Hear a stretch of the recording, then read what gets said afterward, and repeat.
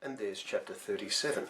I must say I'm quite a bit ahead now. I'm about 7 or 8 chapters ahead. Today, as I record this, it's the 10th of December, and obviously this chapter came out on the 24th of January, so it feels good to be this far ahead, and I'm still aiming to get 10 episodes, 10 chapters ahead. That's my goal, and the flow-on benefits from that will be good too, because I can let it sit, and then when it comes to the Friday morning I can give it a really good sort of once over before putting it out. So hopefully, going away from it for 10 weeks or so and then coming back to it and giving it a once over results in a slightly better product for you on Friday at noon. I wanted to talk about the lifeboat gag moment at the top of this chapter when our heroes get out of lifeboat 6, not lifeboat 7.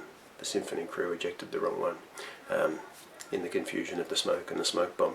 That was an idea, the old switcheroo idea that I had way early on in the process of this, and haven't managed to find a place for it until just now. I hope it worked as a satisfying surprise. I hope that you weren't expecting it and that it did make sense. I did a little bit of research about what's in a lifeboat on cruise ships and extrapolated for spaceship lifeboats, substituting spacesuits for life jackets and so on and so on.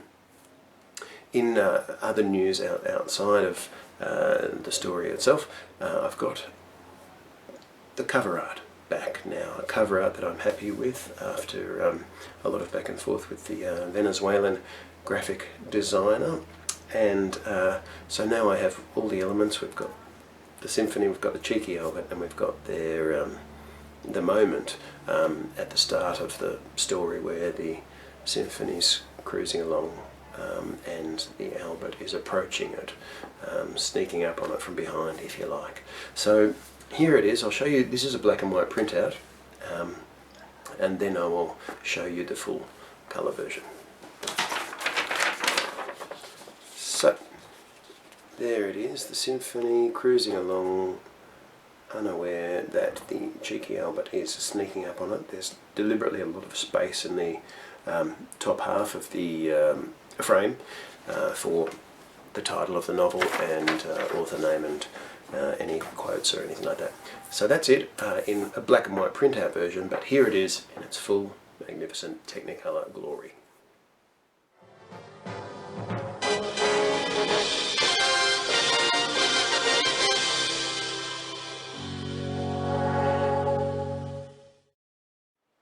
Not bad, eh? I like the purple at the top and the hellish orange coming up from below, sneaking up. I thought that was a really nice choice of theirs. There are a few scenes in this week's chapter. I tried to make them follow on from one another. I don't often do that. I tried to plant the seed for the next scene and the tail end of the previous one, apart from the... and there's also that tangent about the weapons and the weaponry and the damage that they do. I haven't gone off on a tangent for a while either, and that's one thing that I still am really enjoying about the parameters or the framework that I've set up in this, that I can go off on tangents if I feel like it, and this was one such occasion as I go through the weapons. Now, finally at the end of this chapter, Salazar and Diana have come face to face for their showdown. We'll find out about the score he has to settle with her as we approach the 3/4 mark in the whole book.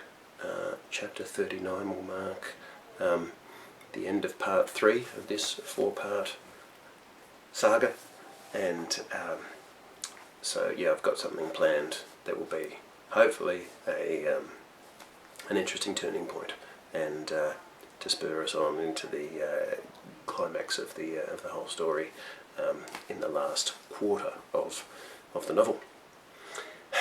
That's it for this week. Hope you like the cover, and I'll see you next week for chapter 38.